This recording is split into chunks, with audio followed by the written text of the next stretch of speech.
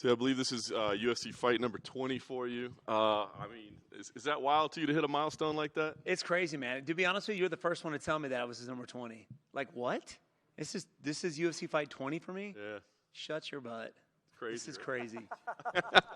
That is wild, man. Can you imagine, like, 10 years ago, because I think about it, 10 years ago, I remember your debut was the first fight of the night, right? And I mean, from there, did you at that time think, yeah, I bet I got about a decade plus here at the highest level. I see this thing panning out just like that. Had no idea, man. I mean, I came in the game fairly late in my years, right? When it comes to MMA. I mean, I was like 28 or 29. But UFC 143, man, that one actually, I remember that one very well because George St. Pierre was actually in my corner. And MC Hammer actually walked me out to the arena, which was nuts.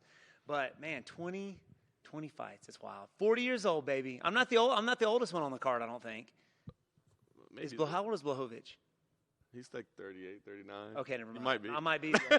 Not on the roster, but maybe on the card. There you go. We'll talk about the matchup because stylistically, Michelle, this looks like it should be a really, really fun fight. I mean, is that kind of your thoughts as well? 100%. I mean, Michelle Behead, I mean, you've seen the guy fight. He cuts flips. He runs across the cage. I do think he's going to be a little bit more. I think he's going to be smarter for this one. Higher altitude. He's been known to fatigue, so I think he's worked on that. He's come out here a little early, got used to acclimated to the altitude. So I still think he's going to do something crazy. Just to try to throw me off. I would expect him to try to get me up against the cage and try to control me there as well. So, wherever the fight goes, I'll be ready for it. As much as he said he really did want to put on a show, he also did say, but it's a mixed martial arts fight. So. See, I knew it, man. I knew it. I mean, even, me and Kevin Holland was saying that we're going to keep the fight standing. Of course, he started to shoot in as well. But, I mean, I believe that Michelle thinks he's the stronger body, so I do believe he's going to try to clinch me. I think he's going to try to close the gap, maybe cut off the cage, and try something crazy with me, with my back up against the cage. But I'm ready for it, baby. I'm ready. Me and my team are ready to rock and roll, put on a show for the fans here in UFC 291 in Salt Lake City. So we're ready to rock. Last thing for me, I mean, when this fight was announced, right, it's like, oh, this is going to be great, stylistically, this is awesome. But, I mean, you're still number 7 in the division, right? And you said you're 40. I mean, still got time, but probably sooner rather than later if we're going to get up there to the top, right? So you win here. I mean, you're not really the calling out type guy, but do you start having to do that, like really call the shots of what I need to get next because, hey, I've only got so much left to go? Yeah, man. I mean, with a good win over Michelle Behead, I feel like they should give me somebody that's ranked above me and then go from there. I mean, Leon Edwards, the last few guys that he has fought have been grapplers. So, why not, with another win, give him a striker, man. I mean, he's showed that he's a really well-rounded fighter, but when he started coming up in the UFC, he was mostly known as a striker.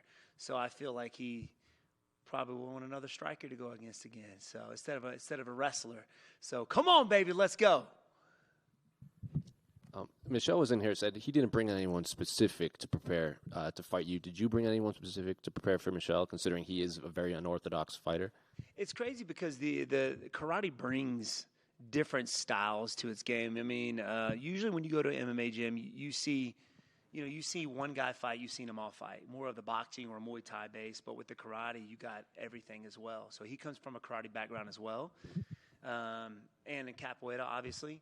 But the guys that I have training with me are, I think, just as good or even better at what he does. So I didn't really have to bring anybody in. I already had the guys in the gym. Well, kind of going off of that, I'm sure you've been asked this before, but Michael Venom Page is a free agent.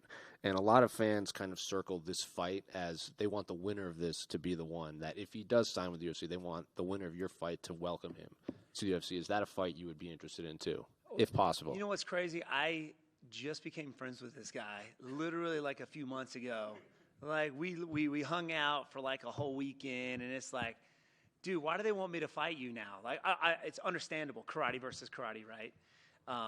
But I think obviously it would be a fun match. But he's a good dude, man. I don't want to say I would want to fight him at this point because we have that we've grown that relationship now.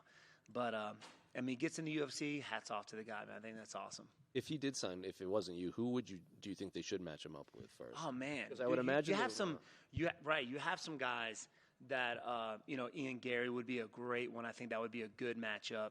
I know he's facing off against Jeff Neal, which I think would be a good test as well. There's some other strikers out there. Shavkat, I think, would be a good one too, because Venom Page brings not just the karate to the welterweight division, but his length and he's a very tall and very lengthy guy, and for a guy like him to have that karate base is very dangerous.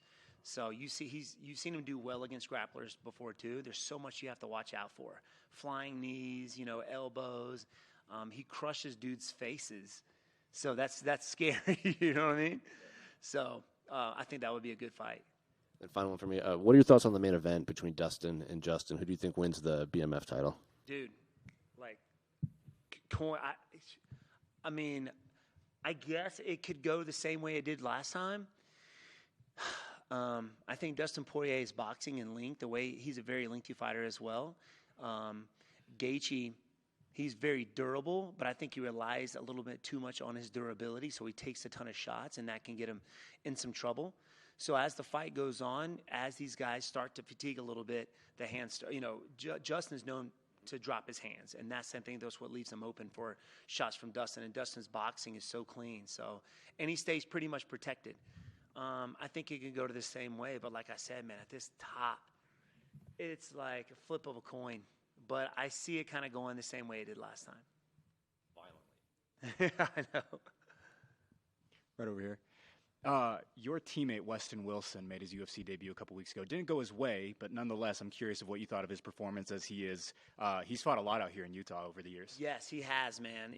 Former, I think he's a BYU graduate, and I was super happy for the guy. Very happy for him, man. I mean, to face off against somebody as deadly as his opponent on a 2 weeks notice, and having to cut like 25 pounds or 30 pounds in 2 weeks, ridiculous. But he went out there and did it anyway, and that's the thing. Like, he got a lot of backlash on social media, but who doesn't, right? I remember when I first got the UFC call, everybody was bashing me, and thank goodness the social media wasn't as big then as it is now. But it, just being there for a good teammate for him and saying, look, man, ignore it.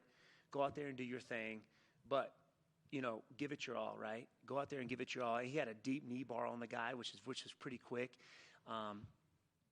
Didn't hold on to it, but he got that experience now, and he knows what it's like, and hopefully his next fight will get a full camp, and he'll look a ton better in his next fight. But super happy for him, man.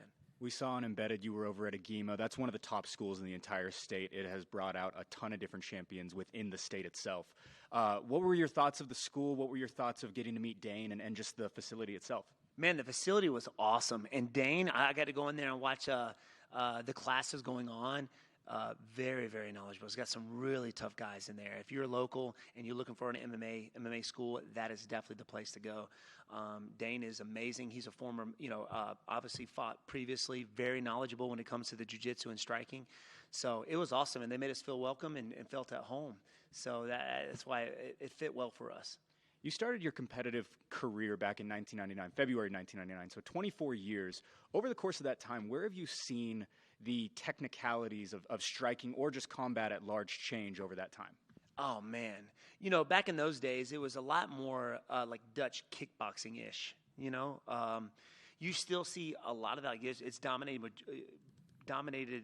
by that style, but you're starting to get more guys that are understanding management, distance management, the movement, kind of similar to my style and Michael Venom Page's style, even old Connor's style. I say old Connor because I haven't seen him move like that in a while.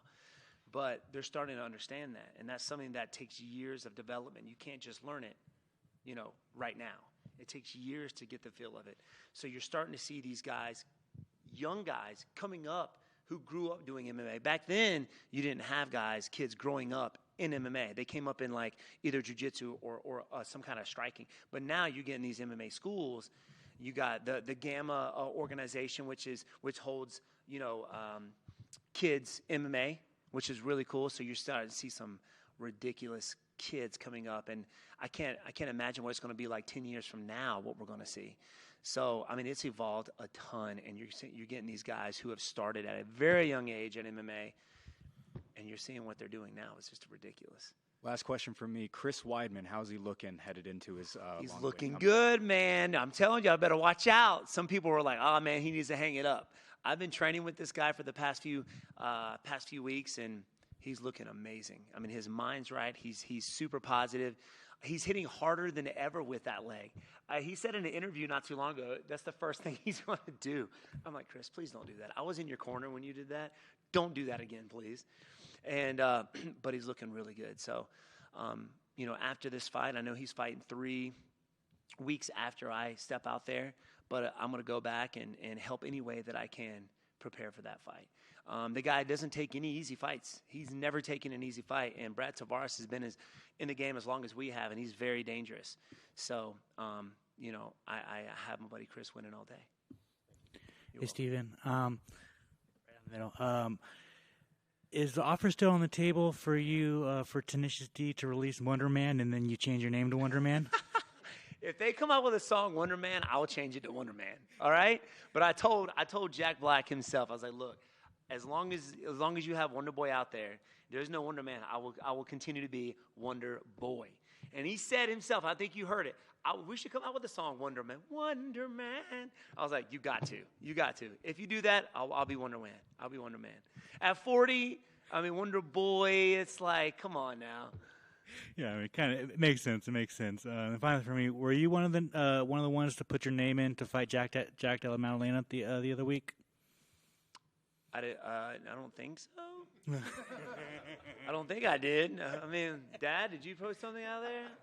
I don't know. I don't think I did. But I know that fight was kind of controversial. But they both look really incredible out there, and the guy's got good hands, good boxing, tough guy, tough welterweight. I see him moving up the rankings as his career goes on. That's for sure. Awesome. Thanks, man. Yes, sir. Wonder Boy, you were one of the guest coaches on this season of The Ultimate Fighter. I was just curious, your experience with that, your thoughts on Conor's coaching style, and who do you think would win between him and Chandler? Man, it was a really cool experience. I was actually out there in Vegas at the time doing the Jose Cuervo commercial with Kevin Holland, and we ended up getting some content at the PI. And as soon as me and my brother walked in, I hear somebody call, "Yo, Wonder Boy!" I turn around, it's GSP getting a massage. I mean, not GSP, Conor getting a massage, and I was like, "What the?" I didn't want to turn around and see anything inappropriate. You know what I mean? So I turned around. He was cool, man. We chatted for a little bit, and he asked how everything's going and what's next. And that night, I went to go get dinner. We was getting ready to head back to South Carolina. I get a call from him saying, "Hey, I want you to be a guest coach." I'm like, "I'm in. Let's make it happen." But it was a really cool experience in that, we all know who Conor is. We've seen Conor. But to be able to see Conor, I think the camera didn't really get a whole lot out of was how much he cares about his guys, and his coaching. And we don't get enough of that when it comes to Conor. And he showed that he really cares about his guys winning, seeing him out there coaching those guys and them being so tuned in to what he's saying. It was just really cool. And I've been teaching my whole life pretty much when it comes to the martial arts. And to see, I know a good teacher when I see one and somebody who actually cares. My dad always told me when it comes to that, people don't really care how much you know. They only want to know how much you care. And that was him the entire time. So, I got to work with his guys. And then the next day, I got to be a part of his training session, and I got to train with him. He got to train me while I was out there, and I can just see it in him. I mean, he was fired up. He got everybody fired up, which was awesome. And that's what it takes to be a good leader. And I wish that the camera got more of that, when it came to the show. So it was really cool, man. Really cool. So who do you think's going to win that? Oh, man. Oh, my goodness. If they do fight, I don't even know if it's going to happen, but if they do fight, I think it would be I don't know, man. I think if Conor gets back to his roots of movement, right? Not just his boxing stance, but his movement. I think he could go the same way as it did was it Chad Mendez? Who did he fight? I think it was Chad. I know. I think Chandler will come out very aggressively looking for the takedown.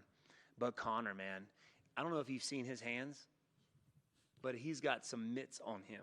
Like his fist is like twice the size of my fist. It's ridiculous. He hits you. No wonder. I look at his fist. I was like, no wonder when you touch dudes with that hand, they go out.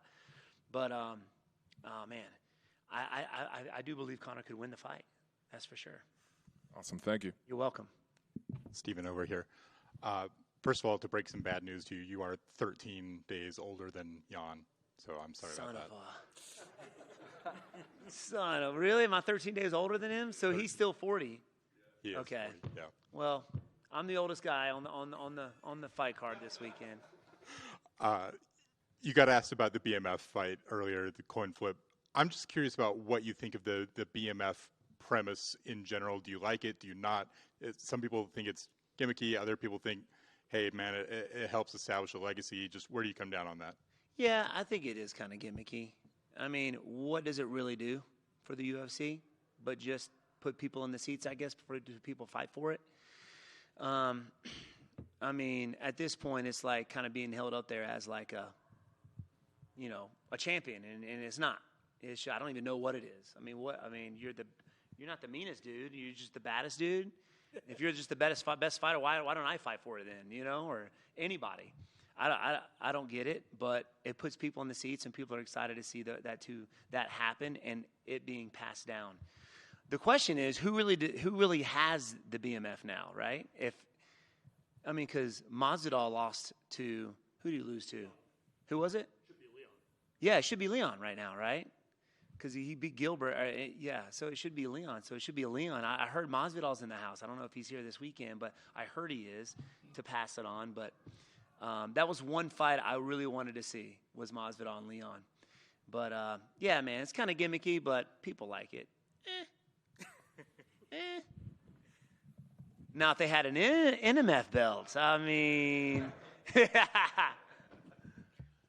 Yes, Speaking of Leon, who do you think is going to win out of Leon and Colby? Oh, I got Leon winning it, man. I mean, you saw what Usman did to Colby the last two fights, right? Colby is not a big welterweight. Leon is a fairly big welterweight, a lot bigger than Colby. Colby's known for his cardio, but Leon showed in his last two fights that he's got the cardio with the best of them, right? And he's got the grappling to defend the takedown and get back up. Kamaru's a very strong wrestler. I think he's a lot stronger than Colby. So if Usman couldn't hold Leon down, I don't think Colby could. I think the fight stays standing and Leon picks him apart. That's kind of what I'm seeing from the fights that I've seen these guys face Usman in, right?